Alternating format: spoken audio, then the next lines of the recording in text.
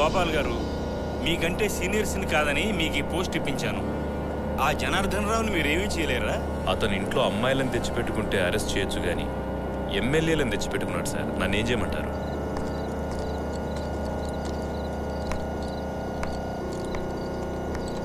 ఆగండి. నా పేరు నిహారిక అండి.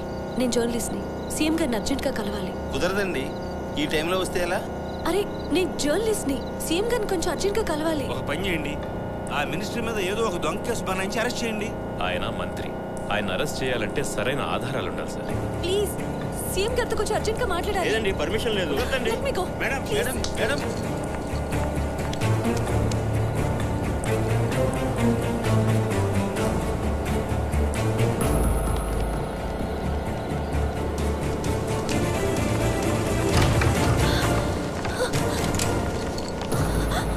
ఆగండి.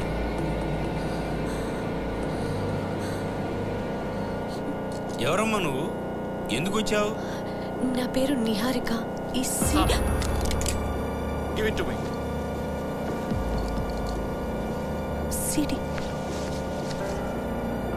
ఏమిటమ్మా అది? మినిస్టర్ జనార్దన్ రావుని అరెస్ట్ చేయడానికి కావలసిన ఎవిడెన్స్. ఏమిటమ్మా నువ్వు చెప్పేది?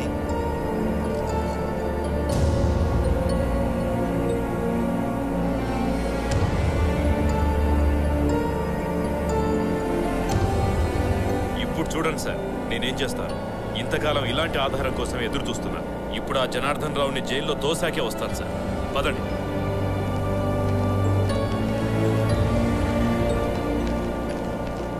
నువ్వెవరో నాకు తెలియదు, కానీ దేవతలాగా వచ్చి నా పదవినే కాదు, నా పరువును కూడా కాపాడావు. నీకేం కావాలో అడుగమ్మా. నేనేదో ఆశించి ఈ పని చేయలేదు సార్. నేను కోరేది ఒకటే, మిమ్మల్ని ఎన్నుకున్న ప్రజలకి మంచి చేయండి చాలు. Thank you.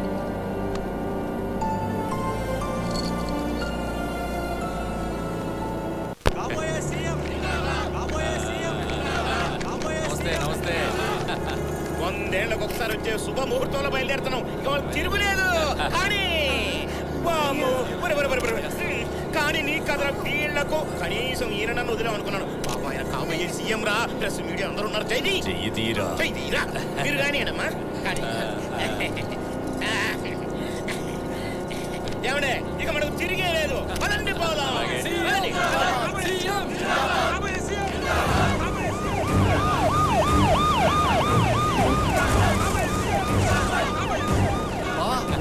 నువ్వు సీఎం కాకముందు ఎస్కాట్ వచ్చేస్తున్నావా? డారామేకుడు అరటక్కలని నేను అడుగు పడితే అంతే మరి. నువ్వు నోరుమై. రండి రండి, మీకు అప్పుడే విషయం తెలిసిపోయిందా? సిటీలో లా అండ్ ఆర్డర్ ను దెబ్బతీయడానికి కుట్ర చేసినందుకు మిమ్మల్ని అరెస్ట్ చేస్తున్నాను. మిస్టర్ డీజీపీ, మతుండే మాట్లాడుతున్నావా? నన్ను అరెస్ట్ చేయడం గల్లీ లీడర్ని అరెస్ట్ చేసినంత తేలిక అనుకుంటున్నావా? నీ దగ్గర ఎవిడెన్స్ ఉందా? స్పీకర్ పర్మిషన్ కూడా ఉంది. మర్యాదగా వస్తే మీద చెయ్యకుండా తీసుకెళ్తాం, లేదంటే ఏం మాట్లాడుతున్నా?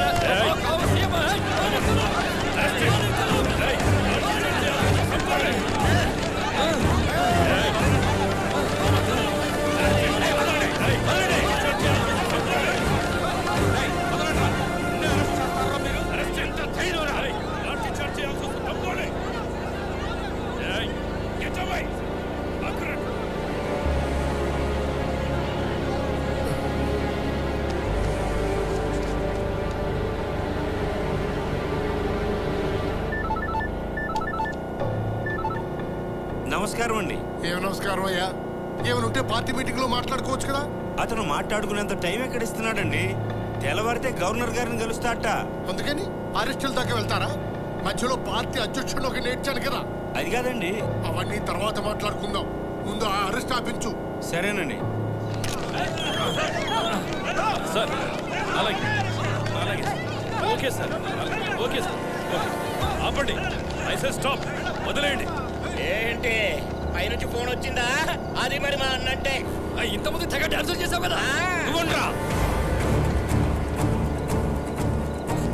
నీ పోలీసు పవర్ ఏంటో నువ్వు చూపించావు. నా పొలిటికల్ పవర్ ఏంటో నేను చూపిస్తాను. రండ్రా.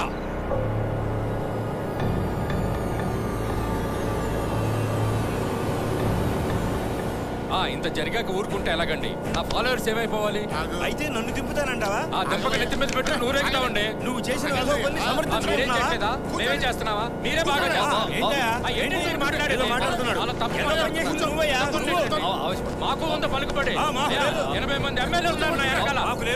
మాట్లాడేది నేను మాట్లాడతాను కదా సీఎం. కూర్చొని ఉండండి. సరే ఇంకా మాట్లాడేదేమీ లేదండి. ఆయనకి నాకు పడదు, అన్నిటికీ అడ్డం వస్తున్నాడు. అదంతా కాదండి, ఎంతసేపటికి నన్ను సీఎం కుర్చీలోంచి దింపాలని తప్ప వేరే ఆలోచన లేదు దీనికి. అది తప్ప మాకు వేరే పని లేదండి. ఏంటండి? గొడవ పడకండి అయ్యా. చెప్పండి. మీ ఇద్దరిని ఒకటి చేసి ఓ మంచి ఉపాయం నా దగ్గర ఉంటుంది, చెప్పంటారా? ఏంటో చెప్పండి. ఈయన్ని సీఎం కుర్చీ నుంచి దింపే సంగతి నువ్వు ఆలోచించకూడదు. ఆగు ఆగు, నన్ను చెప్పని. ఈయన ఎంత సంపాదించుకున్నా నువ్వు అడ్డు రాకూడదు, సరేనా? సరేనండి. అది ఆయన పాటిస్తానంటే నాకేం అభ్యంతరం లేదండి. నాకు నా కుర్చీ ముఖ్యమయ్యా, నువ్వెంత తింటే నాకెందుకు? అమ్మయ్యా, ఇద్దరు ఒకటైనట్టే కదా. ఏనేమి చేతులు కలుపుకోండి. చేతులు కలుపుకోవడం ఏంటండి? సీఎం గారిని వాటేసుకుంటారు. బాబా ఏంట్రా సెటిల్మెంట్ నేను సంబరపడిపోతున్నాం. మీ ఇద్దరి బాగోతని తెలిసిన జర్నలిస్ట్ ఇంకా బతికే ఉంది. ఉంటే ఏమవుతుంది? ఆ సీడీ మనకి ఇచ్చేసింది కదా. ఇచ్చిందండి, దాని దగ్గర ఇంకో కాపీ లేదని గ్యారంటీ ఏంటి? అది అసలే ఫైర్ బ్రాండ్. తను అనుకున్న జరగలేదనుకోండి, మీ ఇద్దరిని రోడ్డు మీద ఉతికారేస్తుంది. నిజమేనండి, అది అన్నంత పని చేస్తుంది. ఇప్పుడు ఎలా? బావా లేపేయమంట. అబ్బా నువ్వు ఉండవయ్యా. ప్రతిదానికి లేపేయమంటావా? అసలే పార్టీ లొక్కలో ఉంది. రోజుకు కూడా అసమంతి అంటున్నాడు. అటు చూస్తే యువనేదో దూసుకొస్తున్నాడు. నువ్వేమో లేపేస్తానంటావు. ఇప్పుడే ఇద్దరికి వెళ్ళిపోవా? అవన్నీ సీఎం చూసుకుంటాడు. నీకెందుకయ్యా? నువ్వు నోరు చూసుకుంటావు. అదే చూడవయ్యా. నువ్వు ఇలాంటి కేసులు డీల్ చేయడానికి ఒక పోలీస్ ఆఫీసర్ ఉన్నాడు. అతనికి ప్రమోషన్ పడేస్తే అతనే డీల్ చేస్తాడండి.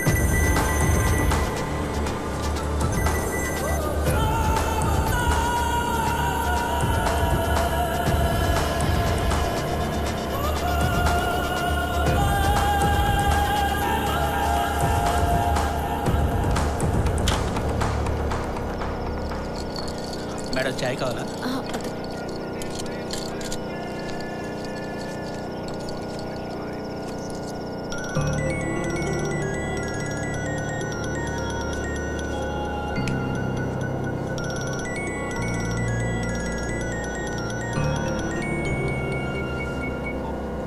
హలో సుప్రజ, నేను నిహారిక. సారీ డిస్టర్బ్ చేశానా? లేదు లేదు, ఎక్కడున్నావు?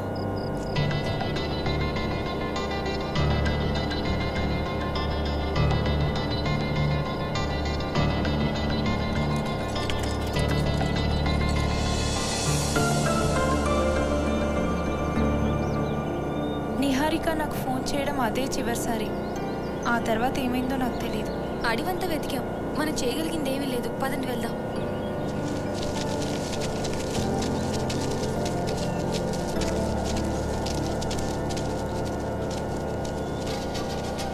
ఏమ్మా, మీరెవరి కోసం వచ్చారు?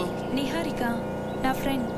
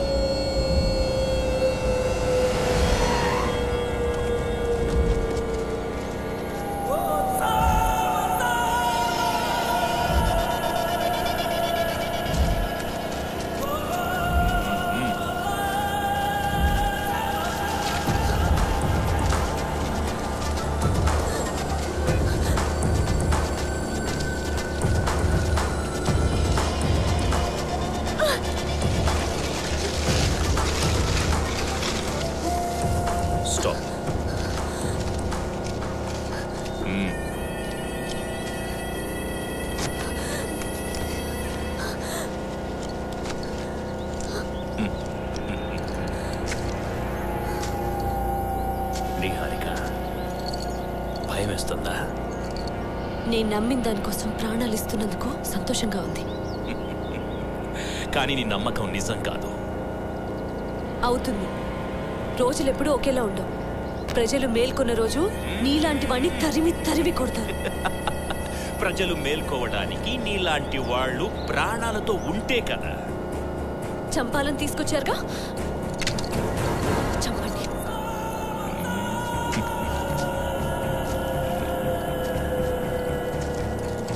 చంపడం నాకు కొత్త కాదు,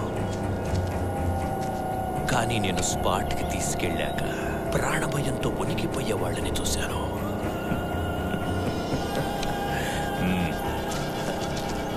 నీ తెగింపు కొత్తగా ఉంది. కొత్తదనం అంటే చాలా ఇష్టం నాకు.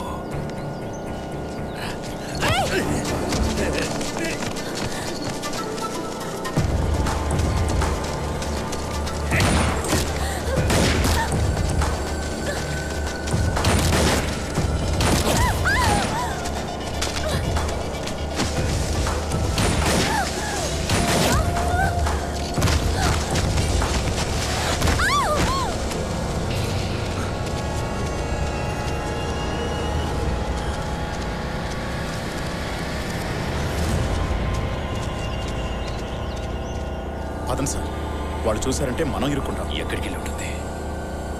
ఆయన ఎన్ని బుల్లెట్లు తగిలాక చావకుండా ఉంటుందా? రండి.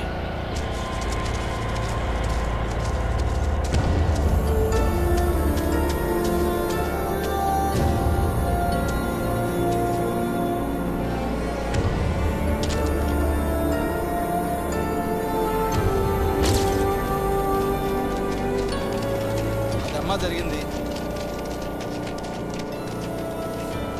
అమ్మా, నీకోసం వీళ్ళు వచ్చారు చూడు. సుప్రజ, నేహా, ఏమైంది? ఏంటిదంతా?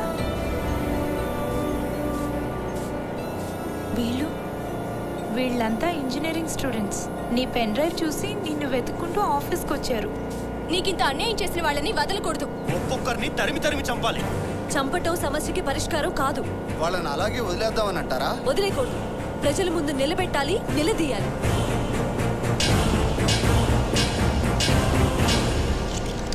సరే, మీకు అన్యాయం జరిగిందని ఒప్పుకుంటున్నాం, కానీ పెద్దవాళ్లతో వ్యవహారం, దీంట్లో మేం చేయగలిగేది ఏముంటుంది?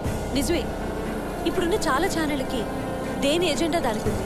కొన్ని టీవీ ఛానళ్ళ వెనుక ఏకంగా రాజకీయ పార్టీలే ఉన్నాయి, తెలుసు కదా. అలాంటప్పుడు అవి ఏ వార్తలైనా వాళ్ళ కోణంలో నుంచే చూపిస్తాయి, జనం కోణంలోంచి కాదు. వాళ్ళకి లాభం జరుగుతుంది అనుకుంటే ఆ న్యూస్ జనంలోకి వెళ్తుంది. వాళ్ళ వెనుకున్న వాళ్ళకి నష్టం జరుగుతుంది అనుకుంటే ఆ న్యూస్ చెత్తపుట్లోకి వెళ్తుంది. అలాంటప్పుడు ప్రజలకు చేరేది అసత్యాలు, అర్ధసత్యాలు. ఇవన్నీ విని విని మా తల నెరిసిపోయిందమ్మా. మాకు కావాల్సింది మా బ్రతుకు తెరు. మా మేనేజ్మెంట్ని కాదని మేమేం చేయలేము. దయచేసి ఒక్కసారి వాళ్ళ పాలసీలు పక్కన పెట్టి ప్రజలకి నిజాలు చెప్పండి. జనాల్ని మోసం చేసే వాళ్ళ బండారాన్ని బయట పెట్టండి. అలా చేస్తే మా ఉద్యోగాలు పోతాయి. మా భార్య పిల్లల్ని మీరు పోషిస్తారా? లేవండి, చాలా